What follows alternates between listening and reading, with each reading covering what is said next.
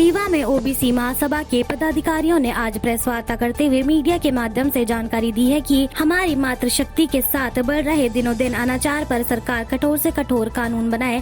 सर्वप्रथम पीड़िता या पीड़िता के परिवार को 50 करोड़ की आर्थिक सहायता प्रदान की जाए, आधी राशि सरकार के द्वारा दी जाए एवं आधी राशि दुष्कर्मी के द्वारा पीड़ित परिवार को दी जाए। पीड़िता के परिवार को पुलिस में नौकरी दी जाए, साथ ही पीड़िता के परिवार को शस्त्र प्रदान किए जाएं। देश में सबसे ज्यादा अत्याचार झेल रहे पिछड़ा वर्ग के समाज के लोगों को प्राथमिकता के साथ दिया जाए। इस प्रकार की घटना शाह परिवार, पांडे कुशवाहा परिवार के साथ हुई है। उनके दोषियों को कड़ी से कड़ी सजा दी जाए। किसानों की उपज का 2 गुना दाम दिया जाए।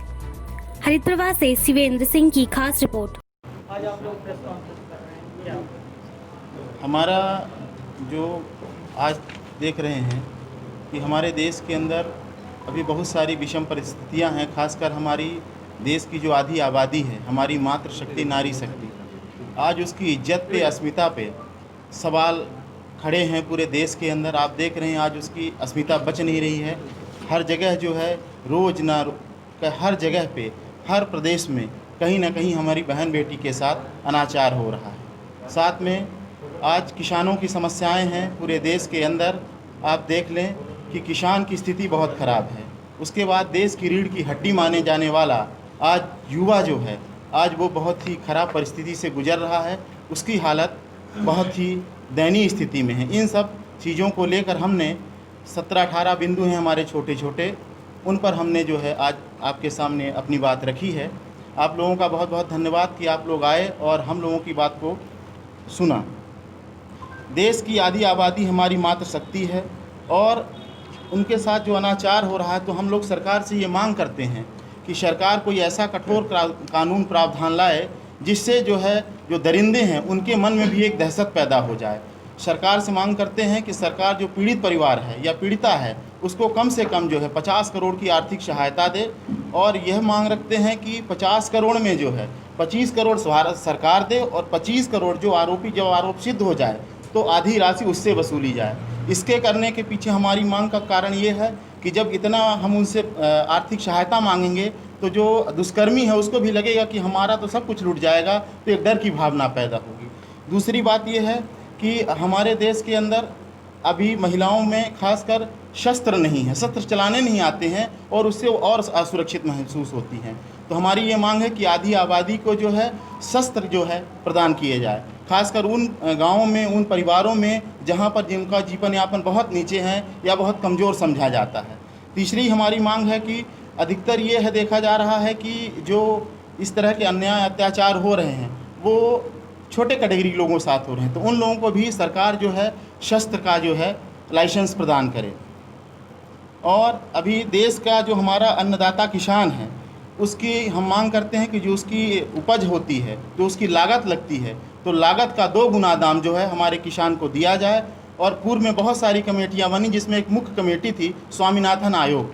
तो हम सरकार से यह भी मांग करते हैं कि स्वामीनाथन आयोग जो सिफारिश किया था किसानों के हित के लिए, तो उस पूरी सिफारिश को लागू किया जाए जिससे किसान का जीवन स्तर ऊपर उठ सके। साथ में यह भी किसानों के लिए मांग करते हैं कि जिस तरह हमारे व्यापारियों के लिए अलग से बैंक हैं, बाकी उद्यमों के लिए अलग से बैंक है, वहाँ पर उनको ऋण दिया जाता है, तो एक किसान बैंक की स्थापना की जाए जिसमें केवल और केवल किसानों को ऋण संबंधी जो प्रकरण आए उनका निराकरण किया जाए और उनको कम से कम ब्याज पर जिस तरह केसीसी प्रदान की गई है सरकार के द्वारा, उसी तरह किसानों को ऋण प्रदान किया जाए। किसानों को बिजली में भी काफ़ी राहत दी जाए, क्योंकि अन्नदाता की लागत इतनी लग रही है कि उसका दाम वसूल नहीं हो पा रहा है, आत्महत्या करने को मजबूर हो रहा है। इसलिए किसान को जो बिजली की जो सामान्य दरें हैं आम व्यक्ति के लिए, उनसे उनकी दरें कम की जाएं। और अभी मंडियों का अभी सरकार ने 3 बिल लाए हैं, तो जिसमें मंडियों का व्यापारीकरण हो रहा है उसमें आप देखेंगे कि खुली छूट दी गई है कि कोई भी व्यक्ति अपनी मंडी बना सकता है।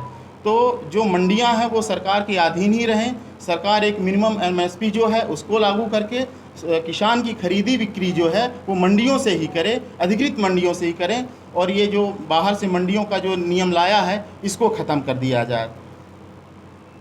और देश के अंदर अभी एक बहुत बड़ी विकराल समस्या हो गई है निजीकरण की। देश के जितने भी उपक्रम हैं, चाहे प्रदेश सरकार के उपक्रम हो, भारत सरकार के उपक्रम हो, उनको निजीकरण के कारण निजी हाथों में दिया जा रहा है। जबकि हमारे ऐसे संस्थान हैं जो कि हमको हज़ारों करोड़ का मुनाफा हर वर्ष दे रहे हैं। तो हमारी सरकार से मांग है कि इन उपक्रमों पर निजीकरण की प्रक्रिया पर तुरंत रोक लगाई जाए और यहाँ पर जो है जो निवेश आ रहा है प्राइवेट निवेश, उसको बंद कर दिया जाए।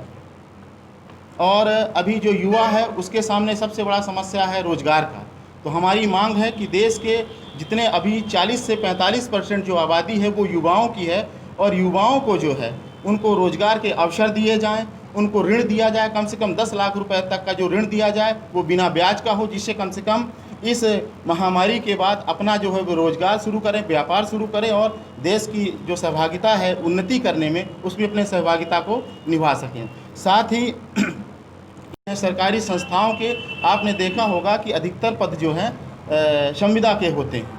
तो हम ये मांग करते हैं कि संविदा प्रथा खत्म कर दी जाए, जो भी पद हों वो सरकारी स्तर के हों।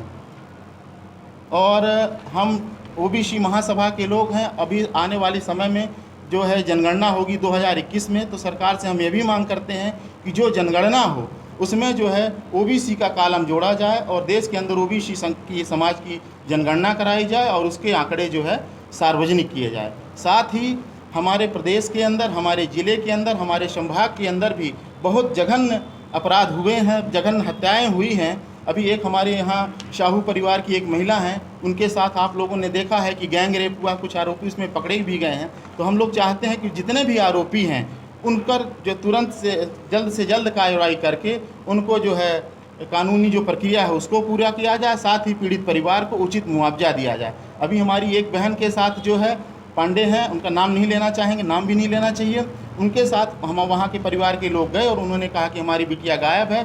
पुलिस ने जो है इसमें निष्क्रियता दिखाई और अगले दिन उस बहन का हमारे शव मिलता है। तो इस तरह पुलिस प्रशासन का जो ढीलापन है इस पर थोड़ी कसावट लाया जाए, जिससे हमारी बहन बेटियों के साथ सुरक्षा हो जाए। तीसरा मामला अभी हमारे राजपति कुशवाहा जी का सतना जिले में आप लोगों ने देखा कि लॉकअप के अंदर उनकी हत्या कर दी गई। तो अगर पुलिस ही जब हमारी रक्षा के भक्षक बन जाएगी तो इस समाज का क्या होगा। इससे इस तरह के बहुत सारे बिंदु हैं जिस पर हम आपके सामने आए हैं और आशा करते हैं कि आप लोगों का सहयोग हमको समय समय पर मिलता रहेगा और हम अपनी बात आपके सामने रखते रहेंगे। धन्यवाद।